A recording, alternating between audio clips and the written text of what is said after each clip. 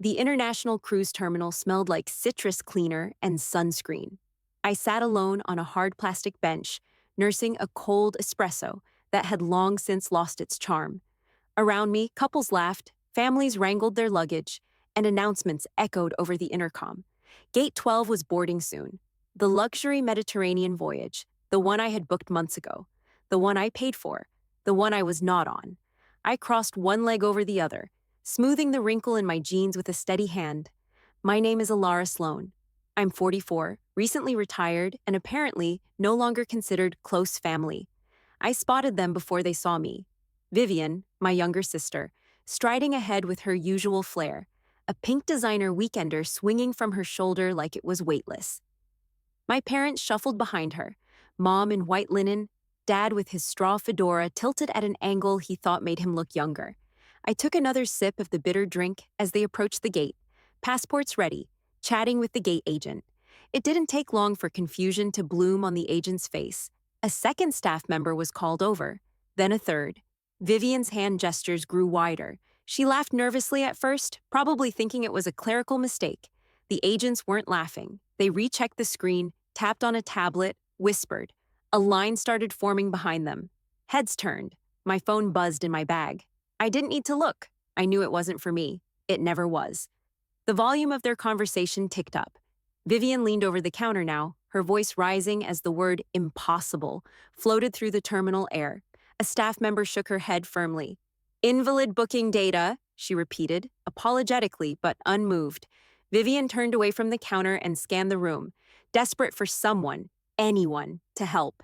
That's when her eyes locked on mine. I didn't flinch, didn't wave, just looked back and took another long sip of espresso. She blinked, like she wasn't sure if I was real. Her brows furrowed. I could see her replaying the last conversation we had.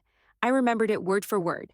Mom says this trip is for close family, Vivian had texted me, breezy and brutal. You understand? My response had been simple. Understood. Enjoy. What she didn't know, what she was realizing now, was that I had revoked their access this morning. I had woken early, logged into the reservation portal, and removed their names. I funded this cruise. Every suite, every excursion, every VIP upgrade. They just didn't think I mattered enough to include. I finished my espresso. It was cold, but I liked it that way. A little bitter, like the truth. I used to think if I worked hard enough, they'd finally see me. I was the serious one, always had been. While other kids watched cartoons, I was tracing river deltas on a globe in Ardennes. I learned to read topographical maps before I could ride a bike. At 11, I taught myself basic Mandarin from a used workbook I found at the library. At 13, I could hold a conversation in 3 languages. No one clapped. No one even noticed. Vivian, on the other hand, pirouetted once at a school recital and got a standing ovation. My mother wept like she'd just watched the next Margot Fontaine. Vivian tripped over her own costume once during a Christmas play, and Dad said, "She's still got the charm. She lights up a room." I didn't light up rooms. I organized them. In high school, I joined the debate team and worked my way to nationals. I still remember that final round in Chicago. My voice steady, my arguments airtight. I won first place. My school principal sent a bouquet. My parents? They sent a text that read, "We figured you'd win. Let us know when you get back." That was how they supported me. Not with cheers or pride, but with flat expectations. When I got accepted into the Coastal Crisis Logistics Academy, a cutthroat military-adjacent training program for disaster response, they didn't throw a party. No proud photo in the local paper. No teary goodbyes. Just a quiet dinner where Dad cleared his throat and said, "Don't embarrass yourself, and don't act like this makes you better than anyone." I packed my own bags that night. Mom didn't even ask where I'd be living. Meanwhile, Vivian flunked out of her first art school within a year and got sent on a spa retreat to recover from academic burnout. When she enrolled in her second program, some digital media certificate course she never finished, they bought her a new laptop and a car. I paid my own way. I worked through training, scraped by with used gear and ramen dinners. When I graduated top of my cohort, I didn't even tell them. What was the point? For years, I kept trying, kept thinking if I achieved just one more impossible thing, they'd see me, but they never did. I wasn't their pride. I was their proof that you could raise a child with discipline as long as you never made the mistake of loving her too much. It's strange how easily people forget the one footing the bill. Over the years, I lost track of how many things I paid for. Air conditioners, plumbing issues, plane tickets, tax penalties.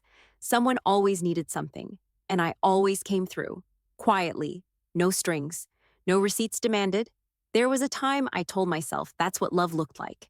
Support without recognition, sacrifice without applause. Barcelona was the turning point. Vivian had wanted a real European Christmas, and our parents had latched onto the idea like it was a pilgrimage. They couldn't afford it, of course, not without a little help. I paid for everything. Flights, rooms, tours, even the airport transfers. I was working a rotating emergency schedule that December, coordinating supply drops in flood zones and monitoring regional airlift corridors from a laptop in my apartment. I still made time. I flew in late, straight from a logistics hub in Oslo, exhausted but pretending not to be. I remember the hotel check-in clearly. Vivian was flirting with the clerk. My parents were hovering by the fireplace in the lobby, chatting about the weather. When I stepped up and gave my name, the clerk blinked. "You're not on the reservation." Vivian had booked all the rooms under her account. She turned, sipping a cocktail like it was a casual oversight. "I figured we'd just share," she said, waving it off. "You can bunk with Dad or something. You won't mind." I stared at her for a moment, no apology, no recognition that I'd paid for her suite with the sea view, for Mom's spa package, for the dinner cruise that was already waiting on the itinerary. I just nodded and quietly booked a separate room 2 floors above theirs. That was the first time I realized they didn't think of me as family. Not really. I was just a shadow in the background, reliable, invisible, and conveniently well off. Vivian once joked that I was the family's grant writer. I think she meant it as a compliment. Like I was just good at making money appear. They didn't want me at the table. They wanted me funding the dinner. And I let them, for years, until now. It started with a receipt. I was double-checking the cruise confirmation, out of habit more than anything, when I saw a discrepancy in the suite layout. The reservation showed a luxury cabin I hadn't selected, a larger, upgraded tier that came with added guests. It didn't make sense. I logged into the account I'd used to make the booking. A new document had been uploaded, a supplemental contract supposedly signed by me, extending the reservation and authorizing additional passengers. The signature looked like mine, but I hadn't signed anything new, and I never authorized a suite for 5. Metadata doesn't lie. I downloaded the file, opened the Properties tab, and traced the document back to a device tagged Rachel McPro 2. I didn't even have to guess. Rachel was Vivian's best friend from college, a not-so-subtle legal assistant who once told me I was scary efficient for someone who isn't technically a lawyer. I had ignored the jab at the time. I don't anymore. They thought I wouldn't notice, that I'd just eat the cost, like I always did. I stared at the forged document on my screen, numbness giving way to something heavier. This wasn't just about exclusion anymore. It was theft, it was fraud, and it wasn't new. I started remembering things I hadn't let myself think about in years, like the time Vivian entered a civilian grant competition for disaster arts funding, using excerpts from one of my mission logs as her inspiration. She'd asked to read my field reports, just for color. I had let her. The winning proposal even quoted my own words, word for word, about my time managing a cholera outbreak camp in Sri Lanka. When she won, she didn't even mention me in the press release, said it came from a dream she had after watching the news. Back then, I swallowed the insult. I told myself I was overreacting, that she needed it more than I did. But this, forging my name on a luxury cruise contract to sneak her way into a suite she'd intentionally excluded me from, that crossed a line. I gathered everything, every email, every digital trail. I made backups, created a timeline, highlighted the changes in booking history, the metadata logs, the overlapping IP addresses. I stayed up until 3 in the morning, building a report that could make any junior compliance officer break out in a cold sweat. Then I submitted it to the Maritime Legal Authority, the fraud division of the cruise line, and a private audit firm I had on retainer from my disaster response days. I didn't yell, I didn't call, I didn't even warn them. I let the system speak for me. They thought I'd never push back. They forgot what I used to do for a living. I coordinated evacuations in active war zones. I negotiated ceasefires for food corridors. I saved lives with a satellite phone and 2 gallons of diesel. And now I was reclaiming mine. Quietly, precisely, thoroughly, just the way I was trained. They arrived at the gate with all the confidence in the world. Vivian led the charge, designer tote on her shoulder, and sunglasses pushed to the top of her head like a crown. Rachel trailed behind her, chatting with my mother, who wore a wide sun hat she'd probably bought just for this trip. My father carried the boarding folio, squinting at his phone with that same distracted frown he always wore when pretending to understand anything. I watched them from the same bench where I had finished my espresso earlier. No need to move. I knew what was coming. It started the same way most logistical failures do. Quiet confusion, the cruise staff smiled politely, asked them to wait just a moment, and called over a supervisor. Vivian's mouth pulled into a tight, performative smile. My mother crossed her arms, my father pointed at the folio. Rachel stepped forward to clarify, voice calm but firm. Then came the security officer, then the tablet screen with the red banner. Access revoked. Under legal review. Rachel's confidence cracked first. Her voice dropped a few octaves. She leaned in close, gesturing like she could talk her way out of it. Vivian's smile faltered. My mother's mouth opened, then closed. My father looked around, his voice low, trying not to draw attention. But it was too late for that. Other travelers began to notice. The couple behind them shifted uncomfortably. A teenager in line whispered to her friend. A woman a few feet away pulled out her phone, subtly recording. The volume at gate 12 dipped, like the air itself was leaning in to listen. Vivian started to panic. I could see the moment it happened. Her hand clutched her chest. Her voice rose in pitch. She spun around, eyes darting across the terminal like a trapped animal. And then she saw me. I was still seated. Calm, silent. I had swapped the espresso for a bottle of water by then. I twisted off the cap and took a sip. She stared at me like she couldn't believe I was real, like I wasn't supposed to be there. Like the rules had flipped and she hadn't gotten the memo. For the first time in our lives, she didn't have control. I did quietly, legally, completely. The staff kept their tone professional as they explained the matter was now under maritime legal investigation. All reservations linked to the flagged account had been voided. For everyone's safety, no one on the list would be allowed aboard. Vivian looked back at me, eyes wide. I gave her nothing. I stood, checked the time, and walked away. Not toward them. Toward gate 17, my boarding gate. My trip. The one I had booked just for myself. 2 weeks after the cruise, the consequences landed like quiet aftershocks. Rachel was the first to fall. A formal suspension arrived via her firm's ethics committee. Misuse of credentials. Violation of professional trust. I didn't even have to follow up. My documentation had done the talking. Vivian didn't say a word.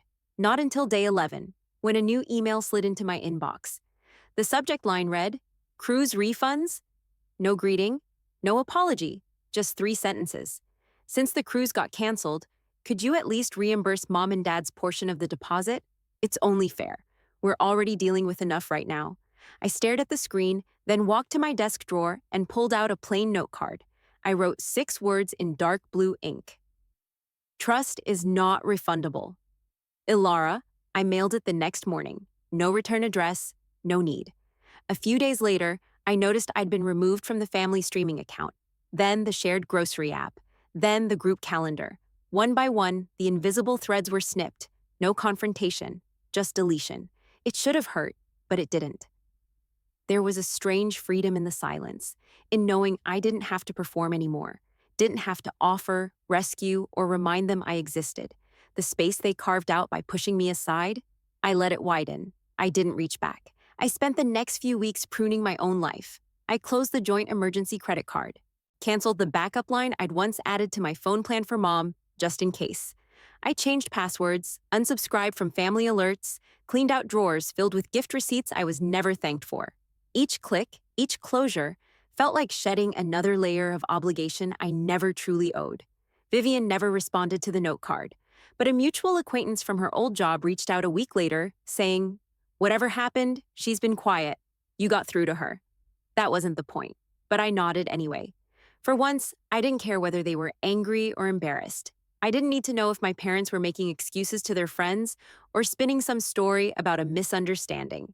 Because I wasn't part of the story anymore, I had finally stepped out of the frame, and the view from this distance was so much clearer. It came in the form of an email. Subject, article feature, crisis command, spotlight. I almost deleted it without opening.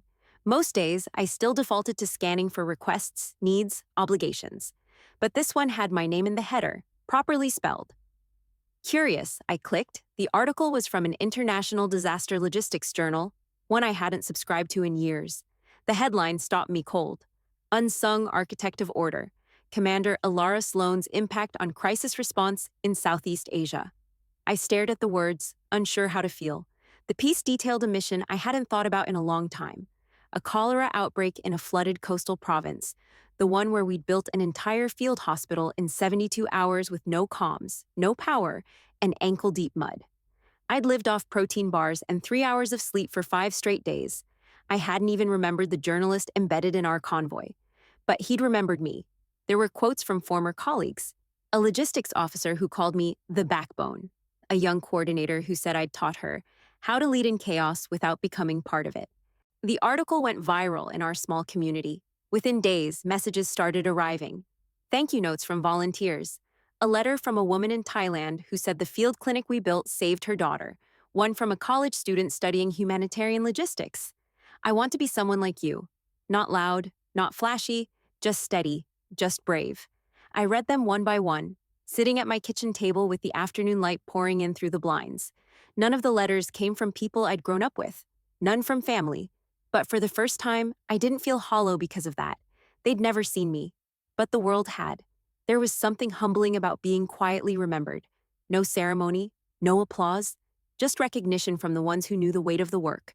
The ones who had walked through floodwaters, duct-taped cargo crates, and buried their own fear under a layer of planning and calm. I printed one of the letters, the one that ended with, "You taught me that I don't need to be noticed to matter." I framed it. It hung on the wall across from my desk, right where the family photos used to be. The retreat wasn't marked on any map. It wasn't listed on any travel site or brochure, just a set of coordinates in an email from an old colleague. Come if you're tired of being strong in silence. We'll be waiting. The path led down a rocky coastal trail that opened into a clearing surrounded by wind-shaped trees and the scent of salt and pine. There were 6 of us. No titles, no ranks, no badges, just names and stories, and the quiet understanding of women who had all held the line when no one else would. We came from different places, disaster zones, triage tents, collapsed bridges, burned-out nonprofits. But the thread was the same. We had all been told, at some point, that we were too intense, too serious, too much. That night, we built a fire near the edge of the beach. No formal introductions, no icebreakers. Just blankets, mismatched mugs, and the sound of the waves keeping time. One by one, we spoke.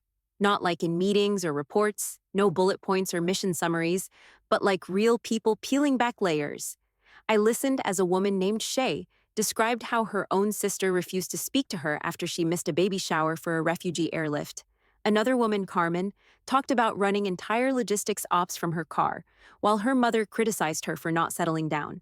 There was no competition, no advice, no performance, just nods. Quiet understanding, a few tears, a few long stretches of silence. Then someone passed around candles. We lit them one by one, not for grief, but for reclamation. Not for what we'd lost, but for who we'd fought to remain. When it was my turn, I lit mine and said, "This is for the parts of me that never got invited, but showed up anyway." The fire cracked. No one clapped. They just smiled. The kind of smile that doesn't need explanation. For the first time, I didn't feel like the strong one in the room. I felt like one of many, and it didn't feel like erasure. It felt like coming home. Here I belonged. Not for what I gave, not for what I endured, but simply for being. The invitation came in a thick cream envelope, addressed by hand. Inside was a letter from an old colleague named Trina, now a program director for a leadership initiative I had once helped build, back when I was sleeping in tents and negotiating cargo drops with UN escorts. "You've been nominated by 3 of our fellows to serve as a senior mentor in our next cohort. The application is ceremonial. We already know we want you." I read the letter twice. Then once more the next morning, it felt unreal. After a lifetime of giving without acknowledgement, here was someone asking, not demanding, for my presence, not my money, not my silence, just me. 2 weeks later, I walked into a modest conference hall outside DC. It was clean and bright, nothing fancy, no banners, no fanfare, just a circle of chairs and a name badge that read, Ilara Sloan, Mentor Commander, Ret Quors. The women in the room were younger than I expected. Sharp-eyed, alert, some looked nervous, most looked tired in the way I remembered, carrying too much, too soon. I took my seat without ceremony. The introductions were brief. Real. One woman had coordinated evacuations in post-coup Myanmar.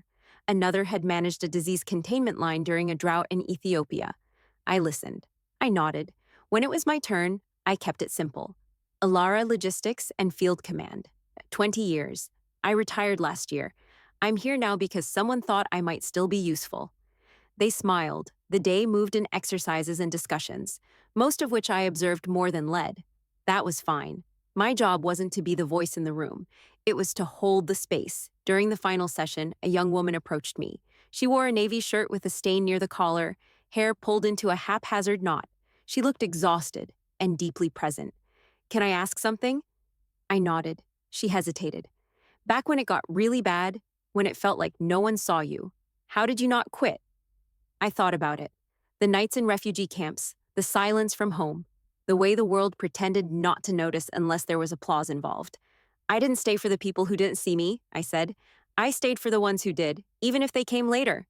She nodded slowly, eyes glossy. I think you're why I didn't quit last year." I didn't say anything. I just placed a hand lightly on her shoulder. It was enough. That night, alone in my hotel room, I wrote in my journal for the first time in months. Maybe this is what legacy really means. Not who remembers you, but who you helped survive long enough to find themselves.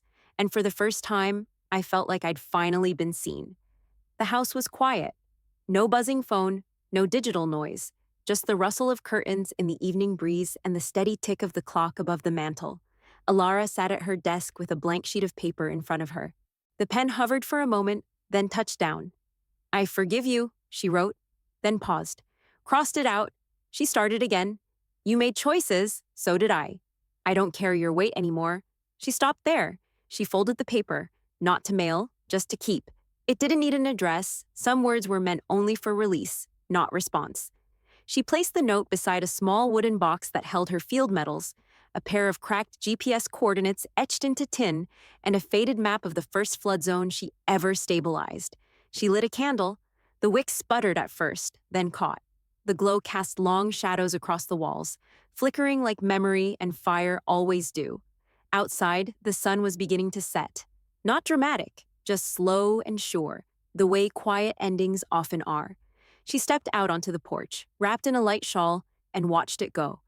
For years, she had lived in constant readiness. She had answered calls that came at midnight, stepped into chaos with steady hands, kept her voice calm while others screamed. And when she returned, her family asked about the weather, never the war zone. Now, there were no more calls, no more explanations owed. Alara breathed in the dusk air. It smelled of earth and lavender, and the soft knowing that some things are complete.